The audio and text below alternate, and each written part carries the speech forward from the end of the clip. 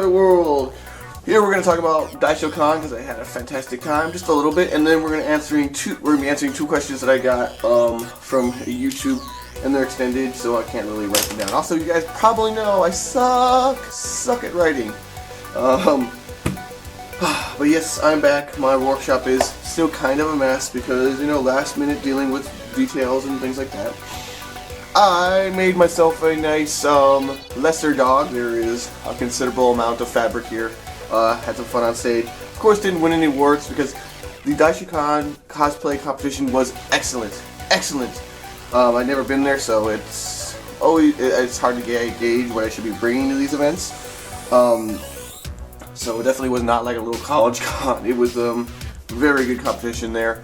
Next year I will be prepared. I will give them a good show. The panel was wonderful. I had some nice questions. Hung out with some of the people who came to my panel afterwards. Got to work on it some more, obviously, but we'll get into that later because, of course, I'm going to do another panel. I am trying to get one for Anime Milwaukee. I need to bug Corey, or you guys, if you know the Anime Milwaukee people, say, Final Cosplay Corps needs a panel, give them a panel, and I hope that'll encourage them to have me come and show you some awesomeness, okay? Okay, so I have two questions. One is what got you into cosplaying, and the other one is how much do your props cost? So I'd like to address a larger, I'll of course answer the question, but I'd like to address a larger question in that regard. Now, to say any cosplayer is doing this for any one reason is a little bit short-sighted because, of course, we have multiple motivations. And there's an article called the Hobby Pie. Mostly is targeted at the miniature hobbyists, but it applies here because we have a lot of the same aspects. We have people who enjoy things like just camaraderie, hanging out with friends. I'm going to write F for friends. People who like going and getting attention for their work. People who like, say, who like just going to the events, or enjoy, say, the characters of the events.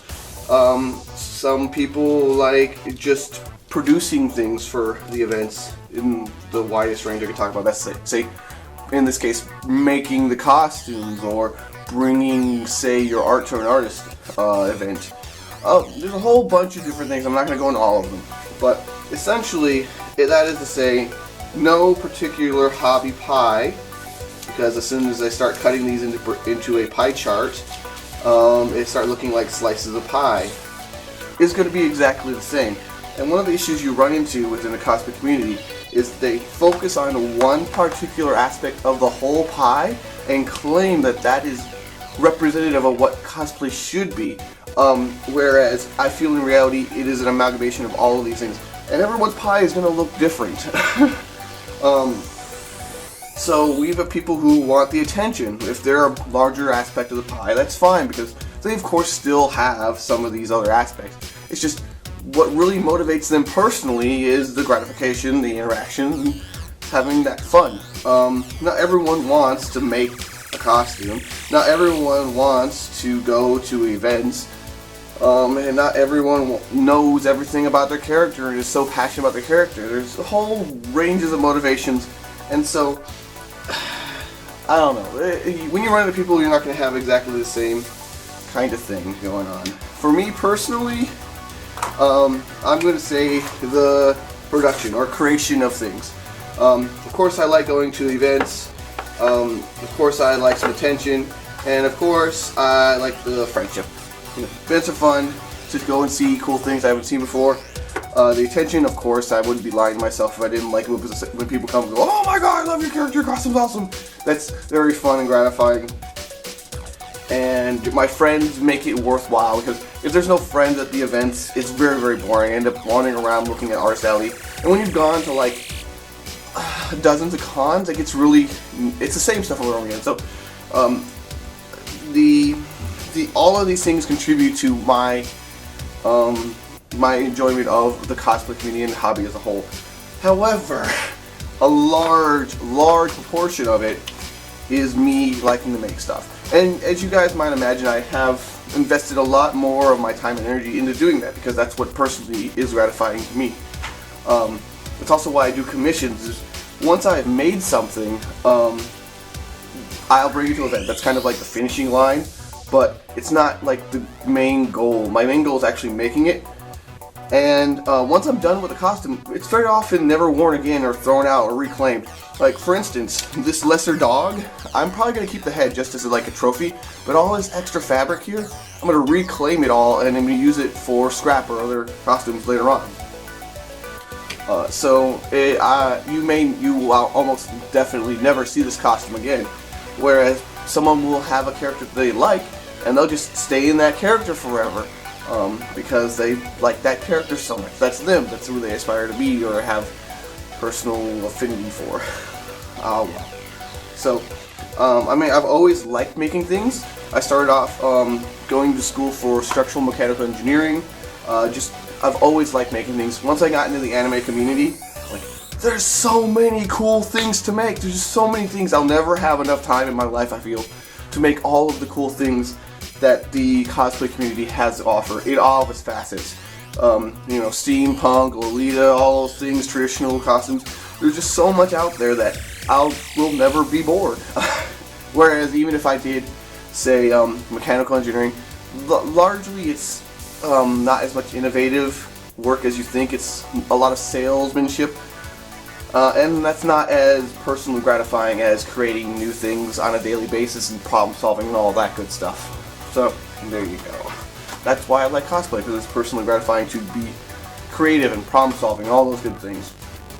Yay! And that's why I like doing tutorials and share that information with everyone else, so that it may grow the community and all that wishy-washy stuff. So, next question. How much does it take me to make a prop?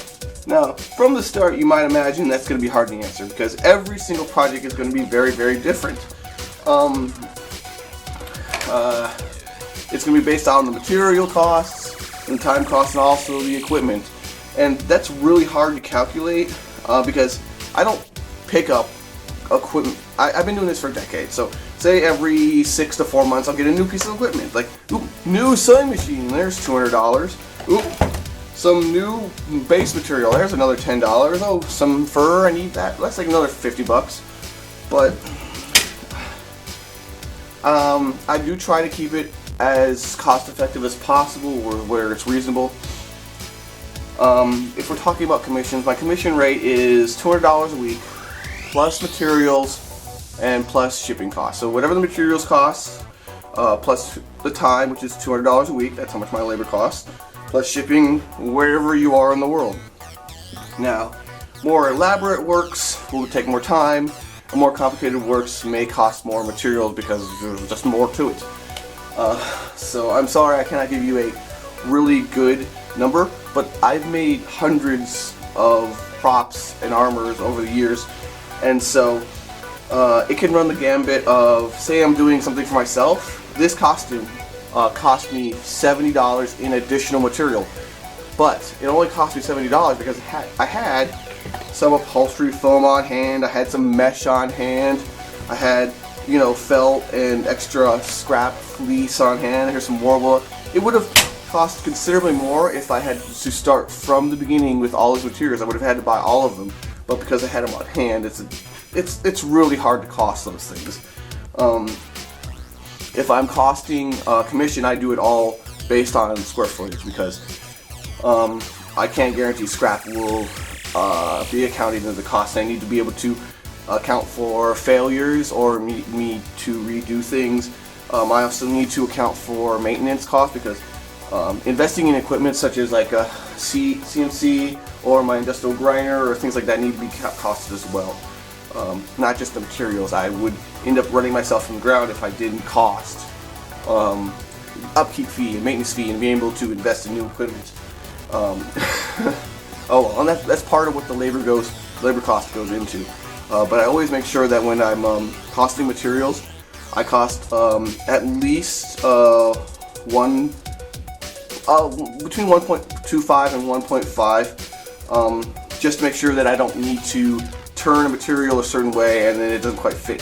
It's something that happens with a lot of commissioners, is they cost the exact amount, or it costs less. They don't actually know how to cost the materials, and they end up messing themselves up and losing profits and losing motivation when they suddenly are messed up and they can't cover the cost of the project. Oh well, there's a whole rant on commissioning and doing business correctly. But there's your questions. I couldn't answer them, of course, on a private message because they're a little bit long, and I hope these are a little bit clearer explanation of that. Oh well. I had fun at Daisho Con, guys. If you attended my panel, I hope you got my card and you're checking me out and you're looking at all my videos. I have a tutorial coming up this week. I'm hoping to produce it and have it out on Wednesday. And I just need some pictures of my lesser dogs for between the shots. And so I'll be editing and putting it up tonight and tomorrow. Or I'll be editing it tonight and tomorrow and hopefully put it up on Wednesday. And I'll have tutorials again because now I'm all set up in my new workshop. And hopefully things are going to start slowing down. I'll have more time to produce content for you guys. Thanks for coming and watching my video. Share all that good stuff, and let your friends know I'm making information that's fun. Okay, I will see you guys next week. We're going to go back to my glass armor and finish that up, or continue. We're going to probably work on some other working. You may see me stream once or twice this week or next week because I do like to talk with you. It is a very open room here, and I am by myself. So you might imagine that after about 8 hours, 10 hours, 12 hours a day, a little bit of human interaction is always welcome. So look forward to that. Maybe I can get someone to help me run the stream. See you guys next time. Good times to all. Hey, looks like you made it all the way to the end. If you're interested in more new tutorials, con coverage, and other cosplay shenanigans every week, hit that sub button to get it delivered hot and fresh to you.